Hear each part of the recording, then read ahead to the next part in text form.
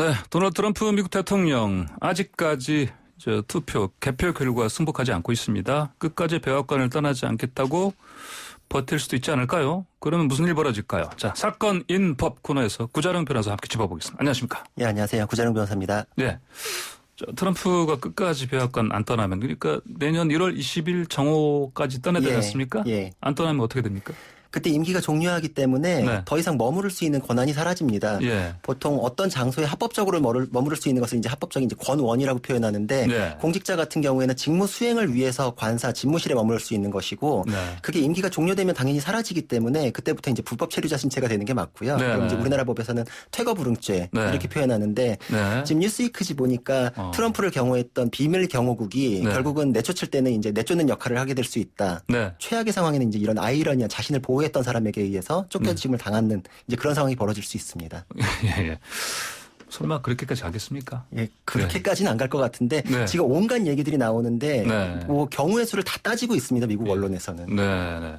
워낙 트럼프 대통령의 어떤 행동은 우리가 예상 바뀌기 때문에 네. 예, 그것도 우리가 염두에 둬야겠네요. 네. 그 대통령의 임기는 당연히 법률로 정해진 거 아니겠습니까? 예, 미국 수정헌법 20조가 예. 대통령과 부통령의 임기는 종료가 규정된 1월 20일 낮 12시에 끝난다. 후임자들의 임기도 그때 시작한다. 이렇게 규정을 하고 있고 이게 아예 네. 수정헌법에 규정돼 있기 때문에 네. 해석이나 뭐 적용에 있어서 탄력이 있는 부분도 아닙니다. 그냥 예, 이대로 예. 적용이 돼야 되는 겁니다. 어허. 1월 20일 내는 1월 20일 2021년 정오 네. 12시. 예. 자, 미국 역사상 전임 대통령이 권력 이양 거부해서 아까 말씀하신 것처럼 비밀의 경호국 그 요원들에 의해서 끌려나가거나 그런 일이 설마 있었겠습니까? 없었죠? 예, 단 한 번도 없었고 예. 그래서 지금 초유의 사태다. 너무 이례적이다. 이렇게 얘기하고 있습니다. 네. 미국 같은 경우엔 정치인들이 법률뿐만 아니라 관례도 굉장히 중요시 여기거든요. 예. 그래서 관례에 의한 룰도 잘 지키기 때문에 루즈벨트 대통령이 4선하기 전까지 예. 재선을 하는 게 그땐 법에 없었는데도 관례로 계속 지켜왔습니다. 네. 이럴 정도로 잘 지키기 때문에 선거에 있어서도 승복을 하는 것이 미국에선 네. 하나의 문화로 자리 잡아 있는 상태였기 때문에 네. 지금까지 이양을 거부했다, 네. 승복을 안 한다 이런 거는 사실 전혀 없었던 사례이기 때문에 미국에서도 굉장히 놀라워하고 있습니다. 그러니까요. 이전에 4년 전에 힐러리 당시 후보 같은 네. 경우도 전화해서 네, 맞습니다. 승복하고 축하한다. 네. 트럼프에게. 예, 맞습니다. 하지 않았습니까? 패배자가 먼저 승복 선언을 하고 그 예. 이후에 승자가 승리 선언을 하는 게 이제 거의 공식처럼 관례가 되어 있고요. 예. 더 앞으로 나가면 정말 유명한 지금 계속 회자되고 있는 엘고어하고 부시 아들 부시의 선거 많이 회자되는데 2000년도. 2000년도. 네. 예. 그때는 심지어 엘고어가 정말 초박빙이어가지고 결과에 살짝 사실은 판결에 따라서 대통령이 될 수도 있었잖아요. 예, 그렇죠. 그랬죠. 근데 선거가 끝났을 때 승복 선언을 패배 선언을 한번 했고요. 네. 그리고 이거 다퉈야 된다라고 해서 법적 다툼을 벌인 다음에 연방대법원 판결이 나니까 또 패배 선언을 또 했습니다. 예. 두 번이나 얼마나 처참했겠어요. 예. 근데도 두 번이나 했을 정도로 이거는 관례기 때문에 패배자로서 당연히 해야 된다. 네. 미국의 화합을 위해서 당연한 거다. 이런 게 깔려 있는데 트럼프는 지금 굉장히 좀 이례적인 행동을 하고 있는 게 예. 사실 이런 모습이 예전에도 좀 보인 적이 있습니다. 옛날에 전 대선 때 예. 경선에서 공화당 경선에서 네. 공화당 경선의 결과에 승복하지 않을 사람이 있느냐라고 하니까 트럼프가 그때 손을 번쩍 들었었거든요. 아하. 그때 예. 관중들이 막 환호성을 지르고 예. 그때 그 모습으로 공화당의 기성 정치인들이 굉장히 퇴물같이 보이고 네, 오히려. 트럼프가 시원하게 사이다처럼 행동한다 이런 반응을 얻었었는데 이게 리얼리티 쇼로 다져진 트럼프의 감각 아니었나. 네. 정치인들은 관례마저도 하지만 나는 그거에서 벗어나 있다. 네. 그리고 또 정치적인 자산을 잃을 수 있다. 사람이 신뢰를 잃을 수 있다. 이런 게 정치인들한테 굉장히 깔려있기 때문에 이런 네. 것들을 지켜왔는데 트럼프는 정치인이 아니라 사업가 기질로 여기까지 온 사람이잖아요. 예. 나는 지금 이 현재 있는 상황을 그 전에 쌓은 무형의 자산으로 바꿀 생각이 없다. 이거 네. 트럼프가 항상 얘기하는 거래의 기수라고도 맞지 않는 거죠. 예. 트럼프의 성향상으로는 지금 관례대로 나는 그걸 따를 생각이 없다라는 걸 지금 분명히 하고 있습니다. 네. 자, 그러면 우리 이제 현직 대통령이 그동안 우리 기억 속에 보면은 이제 초선 그다음에 재임까지 하는 경우들을 많이 봤어요. 사실은 그래서 재임 실패하는 경우가 오히려 적었다. 네. 이렇게 보여야 되지 않겠습니까? 예. 미국 역사를 통틀어서 보면 10번의 사례가 있기는 한데요. 10번이요. 예. 좀 있다 싶을 수도 있는데 이게 미국 역사를 따지면 굉장히 초기 사례들이 많습니다. 네. 이제 뭐 20세기 넘어오면서는 잘 없다. 네. 그리고 우리가 마지막으로 아는 거가 지금 네. 아버지 부시. 지금 아버지 부시요? 네, 이번 선거 때문에 아버지 부시, 아들 부시 계속 소환되고 있는데 아버지 부시가 네. 클린턴에게 패하면서 재선 아. 실패한 사례가 가장 마지막 사례입니다. 92년도. 92년이면 이제 한창 그때 91년 그 있잖아요. 당시에 중동 그 예, 이란 걸프전. 쿠웨이트 걸프전 걸프전에 승리했음에도 불구하고 예. 경제 위기 때문에 예, 재선에 예. 실패한 사례로 굉장히 유명했고 그래서 그때 예. 전쟁보다 유명한 게 경제 위기다. 근데 네. 지금 이거는 그 트럼프 같은 경우는 경제를 좀 어느 정도 바로 잡았다는 평가가 있는데도 예. 이번에 재선에 실패하게 되면 그 경제 위기보다 무서운 게 코로나 아니냐 뭐 네, 이런 네. 얘기도 지금 나오고 있습니다. 예. 자, 만약 또 이런 얘기도 나와요. 트럼프가 불법 선거 주장하면서 군대를 동원할 수도 있다. 대통령이니까요. 네. 네.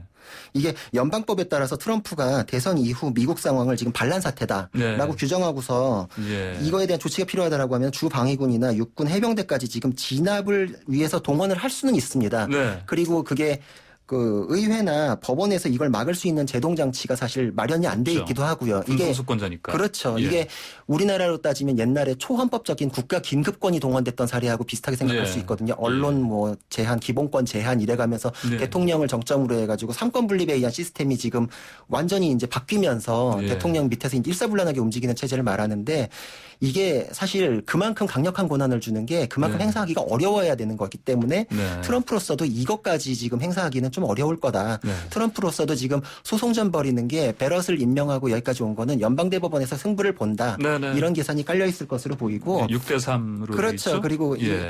이게 지금 이런 얘기가 사실 미국의 언론에서 많이 언급이 되는 게 뭐 두 가지 측면이 있을 수 있습니다. 첫 번째로는 이런 위험성이 있다. 예. 트럼프를 굉장히 그러니까 미국을 분열시키는 악당으로 만드는 역할, 이미지 메이킹이 되겠죠. 군대 얘기 나오면 굉장히 지금 소름 돋는 얘기가 될 수 있거든요. 예. 반민주적인 행동이 벌어질 수 있다. 이건 이제 트럼프에 대한 압박이 하나로 작용할 수 있고 예. 또 한편으로는 트럼프가 이런 얘기 나올 정도로 절대로 물러나지 않을 거다. 이런 의견에서 나오는 얘기기도 합니다. 예. 지금 트럼프 같은 경우에는 예전에 뮬러 특검 같은 경우에도 트럼프의 그 위법 행위가 워낙 많기 때문에 대통령만 아니면 난 당장 기소하겠다라고 네, 아예 네. 공개를 했던 적이 있었거든요. 예, 예. 그리고 지금 그 트럼프 그룹이 코로나 이후에 부동산 경기 침체에 의해 가지고 자산적으로 네. 많이 손실을 입었는데 예. 도이치방크에서의 연장이 재선에 실패할 경우에는 대출 연장이 안 될 거다라는 관측이 많습니다. 그럼 부도 아닙니까? 예, 그럼 천문학적인 무도에 이를 수 있다. 예. 이런 것들이 지금 지금 대통령직 하나에만 지금 뭐 골몰해 가지고 이런 지금 소송전을 벌인다 이게 아니라 예. 여러 가지가 맞물렸기 때문에 트럼프의 이후에 지금 모든 것이 달려 있다. 예. 그리고 차라리 트럼프로서는 여기서 내 지지세를 규합해가지고 나에 대한 지지를 확인시켜주는 게 공화당에 대해서도 사실 공화당의 뿌리가 깊지는 않거든요. 예. 근데 공화당에서도 트럼프가 아이콘이구나. 바이든의 대척점에 있는 아이콘인 이걸 각인시키는 것이 나의 향후 안위를 위해서도 중요하다. 뭐 이런 계산들이 깔려 있을 것으로 보입니다. 예, 뭐 심지어는 차후에 뭐 다시 도전하겠다. 대선에 뭐 이런 네. 얘기도 나와요. 그럴지도 모릅니다. 예. 실제로 옛날에 클리블랜드 대통령 같은 경우 한 번 건너뛰고서 다시 당선된 사례가 있거든요. 네네. 자, 미국의 사법 체계 이게 연방 주 법이 이제 다른 이혼 체계인데 그러면은 이제 연방법에서는 12월 8일까지 네. 개표 끝내고 그 선거인단 확정하도록 돼 있지 않습니까? 예, 맞습니다. 예. 법은 그런데요. 이 예. 선거인단 확정 방법이 주마다 다 제각각이라서 이게 지금 네. 이 선거에서도 가장 이슈가 되고 있고 문제가 되고 있고 트럼프가 지금 문제를 삼고 있는 건데 예. 연방법에서는 12월 8일까지 선거인단을 확정해라. 확정하고 그다음에 그것만 지금 예, 예. 결정이 돼 있고요. 예. 그 방법은 주에서 알아서 해라. 네. 이렇게 돼 있습니다. 근데 주에서는 자기들이 이제 적합한 방법이 선거다라고 하는데 세부적으로는 11월 3일까지 선거한다. 예. 근데 여기서 지금 가장 문제되는 게 우편 투표죠. 네. 이게 지금 11월 3일에 네. 발송한 것까지도 예. 카운트 해줘라. 그러니까 소위는 찍혔는데 지금 예. 이제 도착하는 날짜 그러니까 지금 주마다 지금 인정하는 게 다 다르기 다르고 때문에요. 한 예. 2, 3일 정도까지 인정해 주는 게 보통인데 뭐 한 네. 20며칠까지도 인정해라라는 주도 있고 맞아요. 예. 그러니까 지금 이게 또 바이든이 워낙에 또 마지막 우편 투표에서 몰표를 받은 바람에 네. 트럼프가 마지막에 몰표는 이거는 사기다. 이거는 진짜 유권자가 한 게 아닐 것이다. 지금 이게 주법의 이런 지금 다른 부분을 지금 공략해서 들어오는 것이기도 합니다. 몰표라는 말은 그때 그러면 또 바이든 입장에서 이렇게 할 수도 있잖아요. 그 그 투표 당일에 네. 개표된 건 또 트럼프한테 많이 갔지 않습니까? 예. 그럼 그것 뭘 팹니까? 이게 지금 카운트된 어떤 특정 부분, 예. 원래 소송이라는 게 자기 유리한 부분만 따서 쓰기 때문에 그러니까요. 트럼프로서는 어떻게든 그걸 붙잡고 늘어질 겁니다. 네, 그렇죠. 자, 트럼프가 투표 중단 계속 요구하고 있고 기각되기도 했는데 그러면 이제 2차 소송 당연히 내지 않겠습니까? 네, 맞습니다. 네. 미국이 워낙에 좀 이제 특이한 뭐 이거를 지금 각 주를 하나의 나라다 이렇게 생각하시면 훨씬 좀 이해가 쉬우실 거예요. 그래서 네.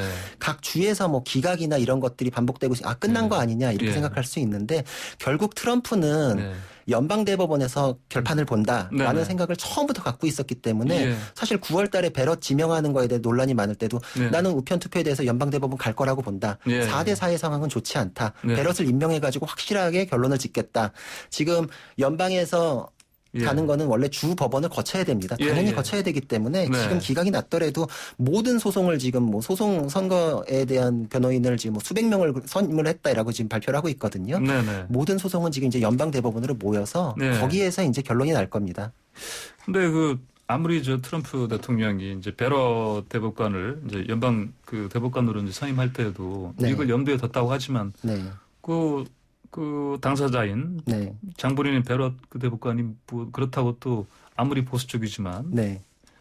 트럼프한테 유리한 결정을 할지는 또 그것도 미지수 아니겠습니까? 당연하죠. 그리고 이게 예. 사실 정치적 성향이라는 것도 원래 예. 우리나라에서도 법관의 양심이라는 것이 직업적 양심이라고 표현하거든요. 그게 기본 아닙니까? 그렇죠. 그렇기 네. 때문에 직무에 충실하고 법 해석에 충실한 다음에 정치적인 것이 뭐 조금 이제 그걸 예. 해석하는 데 작용을 할 수 있을지언정 예. 그게 앞장설 수가 없습니다. 예. 그리고 지금 성향 자체를 6대3 뭐 보수 네. 성향이 강하다라고 하는데 네. 지금 로버츠 대법원장 같은 경우에는 중도 성향을 사실 더 많이 보이고 있거든요. 예. 트럼프가 그게 두려웠기 때문에 베럿의 임명을 이제 서둘렀다라는 게 정설이기도 하고요. 네. 그래서 이제 뭐 살짝 다수기는 합니다. 그래도 이제 로버츠 네네. 대법관을 제외한다고 하더라도. 예. 근데 예전에 플로리다 선거 때도 지금 그 대법관들의 네네. 회고록을 보면은 법리적으로 확실하다. 네. 확실했는데 이제 W 부시가 그 이후에 전쟁을 이런 거에 대해서 후회하는 입장에서 법리적으로 확실하다. 네. 하지만 난 그 뭐 결정에 후회한다. 이런 식으로 표현할지언정 그때 나는 정치적 성향 때문에 판결한 것이 아니다라는 걸 계속 언급하고 있거든요. 예. 이것도 지금 트럼프 주장에 대해서는 명백한 증거에 의해서 입증이 되지 않으면은 성향만으로 뒤집을 수는 없습니다. 예. 이건 그리고 또 그때 선거에서도 증거에 의해 가지고 결정이 나는 것은 그때 당시에는 뭐 선거 결과를 뒤집지 않았거든요. 이건 예. 뒤집는 결과가 돼야 되기 때문에 굉장히 네. 어려운 것도 사실입니다. 예. 자, 그러면은 이제 미 연방 대법원에서 이제 심의할 사안이 하나 있지 않습니까? 네, 맞습니다. 예. 트럼프가 계속해서 합법적 투표만 계산한다면 나는 네. 이 선거에서 쉽게 이길 수 있다. 네. 이게 지금 이 선거의 소송에서도 핵심인데요. 네. 합법적 투표 이외의 것이 지금 개입이 됐다. 예. 결국은 선거법에 위반되는 부정투표가 제거되어야 한다. 그 부정투표는 우편 투표다. 예. 그래서 정당한 유권자가 발송한 것이 맞는지 네. 그리고 적법한 절차와 기간을 준수하에 도착한 것이 맞는지 이게 쟁점이 될 것이고요. 그거는 이제 지금 다 개표가 끝난 데는 이제 재검표 소송 네. 그리고 이제 아직 마무리 안 된 데는 이제 중지시키고 그 우편 투표의 적법성을 따지는 소송 예. 이제 이런 식이 될 것입니다. 예, 알겠습니다. 오늘 말씀 잘 들었습니다. 감사합니다. 감사합니다. 네, 지금까지 사건 인포 코너의 구자룡 변호사였습니다.